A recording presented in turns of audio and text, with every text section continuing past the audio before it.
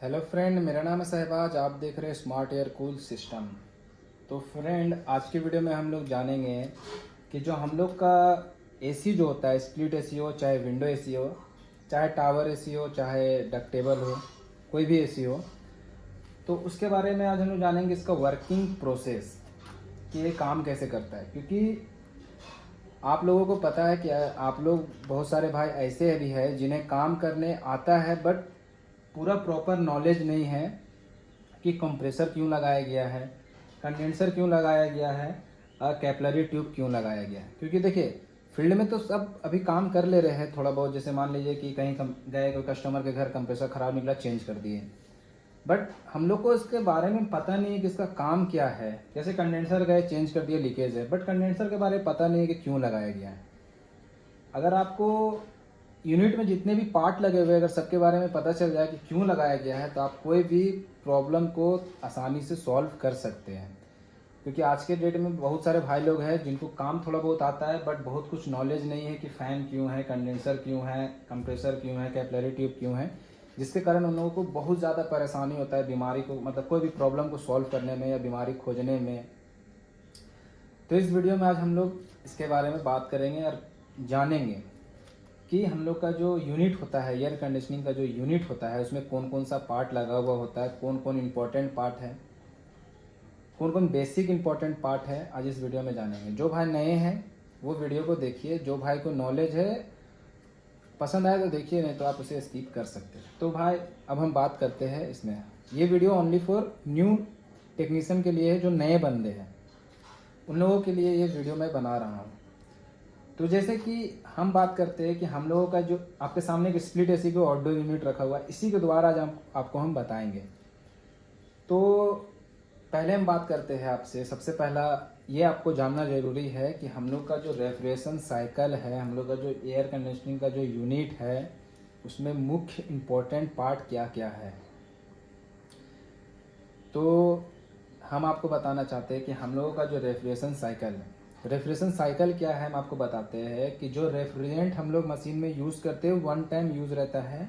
जब तक कहीं लीकेज ना हो तब तक वो रेफ्रिजरेंट वर्किंग करते रहता है।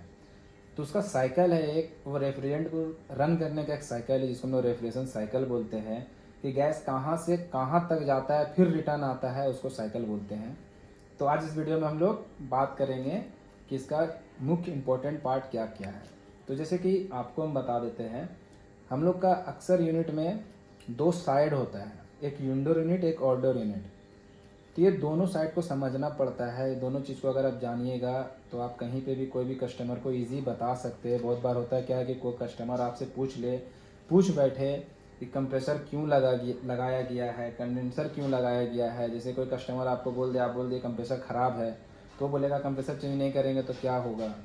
तो कंप्रेसर का क्या वर्किंग है ये आपको भी जानना ज़रूरी है, ताकि आप कोई भी कस्टमर को आसानी से समझा सकें। कि आपको ही पता है आज के डेट में अक्सर सबके घर पे एसी है और सबको अच्छा खासा नॉलेज है। तो हम आपको बताते हैं कि जो हम लोग का रेफ्रिजरेशन साइकिल है, उस पर हम लोग का मुख्य इम्पोर्टेंट पार्ट चार होता है।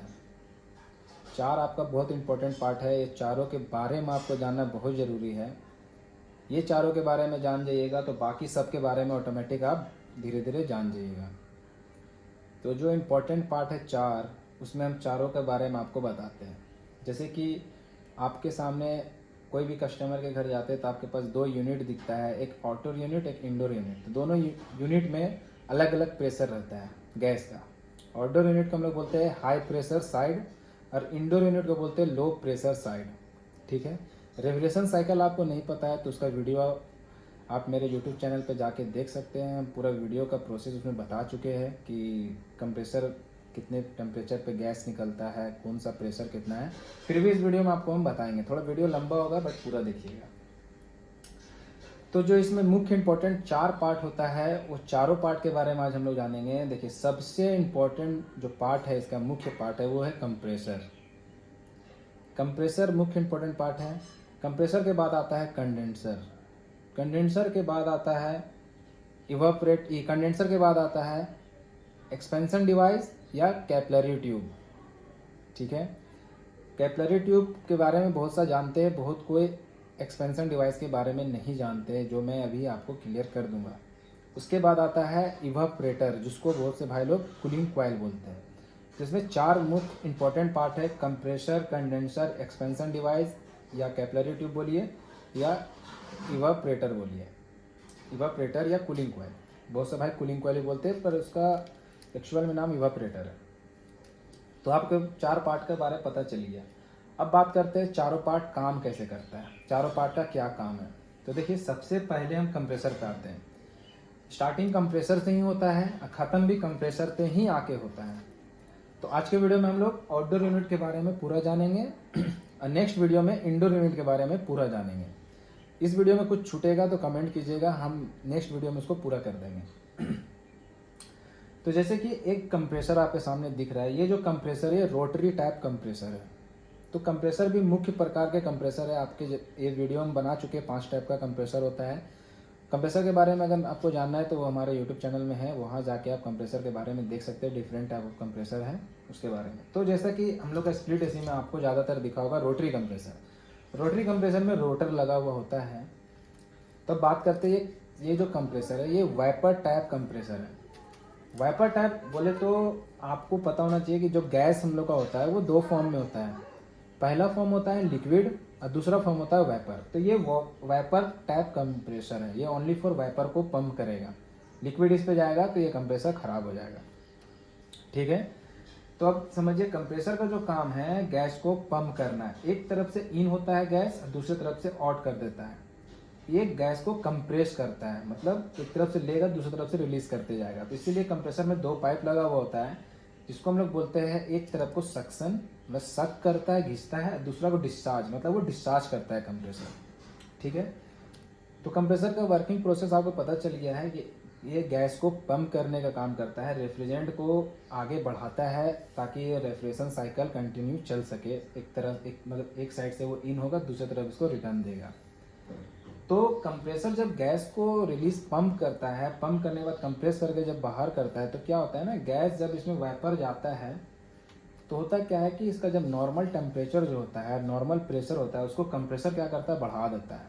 कैसे बढ़ता है, जब गैस का प्रेशर को ये बढ़ाता है तो आपको पता होगा कि कोई चीज़ का भी प्रेशर को बढ़ाएंगे तो ऑटोमेटिक टेम्परेचर बढ़ेगा। तो जब कोई भी चीज़ में दबाव बनता है तो क्या होता है, उसका टेम्परेचर बढ़ने लगता है। तो कंप्रेसर जब गैस का प्रेशर बढ़ाता है तो इसका टेम्परेचर बढ़ जाता है। तो टेम्परेचर बढ़ जाता है तो वो टेम्परेचर को कम करने का काम भी है। वो टेम्परेचर को कम करने का काम है कंडेंसर यूनिट का।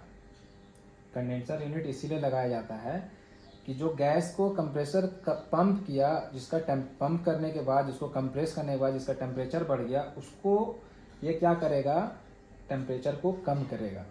अब इस वीडियो में हम लोग जानते हैं कि ये गैस को जब कंप्रेस करता है, इसका जो गैस को डिस्चार्ज किया, उसका जो प्रेशर बढ़ा, तो इसका प्रेशर और टेम्परेचर क्या है। जैसे कि इसमें R22 का कंप्रेसर है तो R22 का हम बताते हैं। ये आपका जब यहाँ से गैस को कंप्रेस करेगा तो इसका जो प्रेशर रहता है वो 300, 350, 400 PSI तक रहता है। इसमें प्रेशर आपका 400 PSI तक रहता है। तो जब 400 PSI रहता है तो इसका जो टेम्परेचर होता है, ये डिस्चार्ज लाइन का जो टेम्परेचर होता है, इसको आप नोट कर लीजिएगा, ये बहुत काम का चीज़ है। जब यहाँ पे आपका 350 से 450 प्रेशर रहता है तब इसका टेम्परेचर होता है 85 से 95 degree Celsius, 35 degree ambient temperature, मतलब ऑर्डर यूनिट जहाँ पर रखा हुआ है वहाँ का टेम्परेचर के हिसाब से टेम्परेचर बता रहे हैं। तो इसके बारे में भी बहुत, टेम्परेचर के बारे में भी हम डिस्कस करेंगे नेक्स्ट वीडियो में। अभी आप इसको जान जाइए। तो जब गैस को ये पंप किया तो उसका जो प्रेशर था वो हो गया आपका 300, 350 से 400 था उसका प्रेशर। अब इसका जो टेम्परेचर है वो 85 से 95 डिग्री सेल्सियस है, तो बहुत ज़्यादा गर्म है। तो गैस जब गर्म है तो गैस को ठंडा करना पड़ेगा, नहीं तो कंप्रेसर पे प्रेशर बनते बनते कोई चीज़ ज़्यादा गर्म होगा तो उस पर टेम्परेचर इंक्रीज़ होने लगेगा। जब टेम्परेचर इंक्रीज़ होगा तो उसका प्रेशर ऑटोमेटिक इंक्रीज़ होने लगेगा। इसको अगर हम लोग ज़्यादा गर्म करेंगे, जैसे कि एक एग्जांपल आपको देते हैं, जैसे आपके पास एक बोतल है, ये बोतल है, आप अगर आपके पास इस टाइप का कोई बोतल है तो इसको आप धूप पे रखिएगा तो देखिएगा ऑटोमेटिक फूल जाता है। फूलता क्यों है, इसके अंदर का जो प्रेशर है इसका जो प्रेशर वो नॉर्मल प्रेशर है, नॉर्मल टेम्परेचर का प्रेशर, जब हम टेम्परेचर बढ़ाते हैं तो प्रेशर बढ़ जाता है, और अगर प्रेशर बढ़ाएंगे तो टेम्परेचर भी बढ़ेगा। तो होता क्या है, जब यहाँ से गैस इन आउट होता है कंडेंसर यूनिट में, तो उसका जो टेम्परेचर हो जाता है वो हम लोग का जो टेम्परेचर रहता है वो 85 से 95 डिग्री सेल्सियस हो जाता है, और जो प्रेशर होता है वो 350 से 400 तक हो जाता है। उसके बाद ये इसका काम ख़त्म हो जाता है, ये उसको पंप करता है, काम ख़त्म नहीं होता है मतलब वो रिसाइकल चल रहा है, तो ये पंप किया तो आ गया कंडेंसर में। तो कंप्रेसर के बारे में क्लियर हो गया, अब कंडेंसर के बारे में बात करते हैं। तो कंडेंसर में जब आया तो ये क्या करता है, कंडेंसर का काम क्या है ये जानिए। जब कंप्रेसर से जो गैस निकला, high pressure high temperature vapour gas, ये क्या करेगा, उसका टेम्परेचर को कम कर देगा। उसका टेम्परेचर को इसलिए कम करता है क्योंकि कंटिन्यू प्रेशर बढ़ेगा, ये टेम्परेचर बढ़ेगा तो प्रेशर भी बढ़ जाएगा, तो जिसके कारण कंप्रेसर ओवरहीट होकर ट्रिप कर जाएगा, क्योंकि कंप्रेसर का भी एक मैक्सिमम कैपेसिटी है कि कितना प्रेशर तक ये कंटिन्यूस चल सकता है, उससे ज़्यादा प्रेशर बनेगा तो ये बंद हो जाता है। अक्सर आप देखे होंगे कि कंडेंसर जाम होने के बाद कंप्रेसर गर्म होकर बंद होता है, उसको भी हम क्लियर करेंगे आगे क्यों होता है। तो जब ये यहाँ पे आपका high pressure high temperature vapour gas जब कंडेंसर में रन करता है तो इसके लिए लगाया गया एक मोटर, एक ब्लेड लगता है। आगे आप देखेंगे ऑल्टरनेट में एक ब्लेड होता है, वो जो ब्लेड फैन जब चलता है तो हवा थ्रो करता है आगे की ओर, तो क्या होता है बाहर से हवा इसमें टकराता है और हवा बाहर आ जाता है। तो इसका टेम्परेचर क्या था 85 से 95 डिग्री सेल्सियस, ये इतना गर्म है। तो वो गर्मी जब ये फिन्स पतले पतले फिन्स लगे हुए होते हैं तो वो उसका भी टेम्परेचर हो जाता है 85 से 95 डिग्री सेल्सियस। तो जब उसमें 35 डिग्री सेल्सियस का हवा जब टकराता है तो क्या करता है, उसको अपने साथ बाहर निकाल देता है, वो हीट को वो बाहर निकालता है। तो इसका टेम्परेचर ऑटोमेटिक धीरे धीरे घटते घटते जो एंडिंग वक्त, जैसे कंडेंसर में दो पाइप लगता है, एक इन होता है गैस, एक से आउट होता है। तो जो इन होता है वो कंप्रेसर का डिस्चार्ज लाइन में लगा हुआ होता है, जो आउट होता है वो हम लोग का कैपिलरी ट्यूब के पास होता है। तो फैन क्या करता है, हवा के द्वारा, जैसे एयर कूल्ड कंडेंसर है, कंडेंसर भी मुख्य प्रकार के होते हैं, तो इसमें हम लोग एयर कूल्ड कंडेंसर है तो एयर कूल्ड का ही बात कर रहे हैं। एयर कूल्ड कंडेंसर का जो टेम्परेचर कम करता है वो हवा करता है फैन के द्वारा। तो जो यहाँ 85 से 95 डिग्री सेल्सियस था वो यहाँ से ठंडा करते करते आपका कहाँ पहुँचता है, कैपिलरी ट्यूब के पास। कैपिलरी ट्यूब में आपका, जब कैपिलरी ट्यूब से पहले कंप्रेसर को साइड कर देते हैं,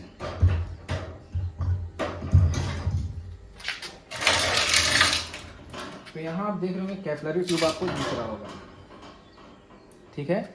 तो जो कैपिलरी ट्यूब है, तो हम कैपिलरी ट्यूब आपको दिखाने की कोशिश करते हैं।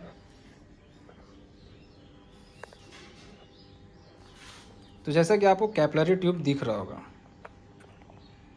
तो देखिए ये है कैपिलरी ट्यूब, यहाँ पे आपको एक कैपिलरी ट्यूब दिख रहा है। तो जब होता क्या है ना, जब गैस यहाँ से रन करके रिटर्न आता है, जैसे यहाँ से इन करता है तो 85 से 95 डिग्री सेल्सियस होता है। जब यहाँ से इन करता है, यहाँ से जब इन करता है तो 85 से 95 डिग्री सेल्सियस होता है। तो हवा के द्वारा उसको ठंडा करके यहाँ पे हम लोग आ जाता है 55 से 40 डिग्री सेल्सियस तक यहाँ पे हम लोग का टेम्परेचर हो जाता है गैस का। लेकिन इसके अंदर जो गैस होता है वो कौन सा फॉर्म में होता है, वेपर फॉर्म में होता है। तो होता क्या है, वेपर फॉर्म में होता है, 100% वेपर होता है इस गैस के अंदर में। तो यहाँ पे आपका होने के बाद वो कहाँ आता है, कैपिलरी ट्यूब में। तो कैपिलरी ट्यूब का क्या काम है कि जब इसमें आपका हाई प्रेशर, जो गैस का तो प्रेशर आपको हम बता दिए हम कितना रहता है, 400 तक रहता है, 350 से 400 तक प्रेशर है। तो जब इसमें हाई प्रेशर वेपर गैस है तो क्या होगा कि यहाँ पे से अगर हम लोग डायरेक्ट यहाँ पे लाएंगे तो इसका हाई प्रेशर के कारण ये गैस वेपर में, तो वेपर गैस ठंडा नहीं होता है, वेपर गैस ठंडा नहीं होता है। तो गैस को ठंडा करने के लिए उसका प्रेशर को भी घटाना पड़ेगा। तो प्रेशर को कौन घटाता है, कैपिलरी ट्यूब। कैपिलरी ट्यूब घटाता है। इस कैसे घटाता है, क्योंकि यहाँ आप देखेंगे 1/4 का पाइप रहता है, यहाँ पर हम लोग 0.45 इस तरह का कैपिलरी आता है, कैपिलरी डाटा है वो यूज़ होता है। तो यहाँ पे आपका आने के बाद क्या होता है, कैपिलरी ट्यूब क्या करता है, हाई प्रेशर वेपर गैस को ये कन्वर्ट करता है low pressure low temperature liquid में।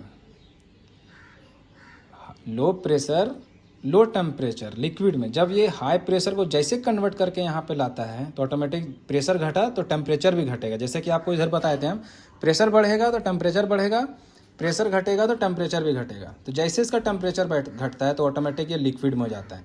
यहाँ पे आपका ये दूसरा जो लाइन आपको दिख रहा है, यहाँ पे आपका 100% वाइपर गैस था, लेकिन जब ये इसको कन्वर्ट किया तो क्या हो गया, 75% लिक्विड और 25% वाइपर। तो यहाँ पे low temperature low pressure liquid line आता है जो पूरा चिल्ड होता है। उसका जो टेम्परेचर होता है वो होता है 4 डिग्री सेल्सियस, 4 से 5 डिग्री सेल्सियस के बीच में होता है। और यहाँ से वो आके कहाँ जाता है, इंडोर यूनिट में। फिर इंडोर यूनिट में वो ठंडा करता है। तो आए फ्रेंड, वीडियो आपको यहाँ तक समझ में आ गया हो, क्योंकि वीडियो ज़्यादा लंबा हो गया है। तो नेक्स्ट वीडियो में हम लोग इंडोर यूनिट के बारे में बात करेंगे। आउटडोर यूनिट के बारे में आपको क्लियर हो गया हो कहीं कन्फ्यूज़न रहा तो कमेंट कीजिएगा, जो नेक्स्ट वीडियो हम लाएंगे उसमें आपको हम वो क्लियर कर देंगे। ठीक है फ्रेंड, वीडियो अच्छा लगा तो प्लीज़ एक लाइक कीजिएगा, चैनल को सब्सक्राइब कीजिएगा। ठीक है फ्रेंड, थैंक यू।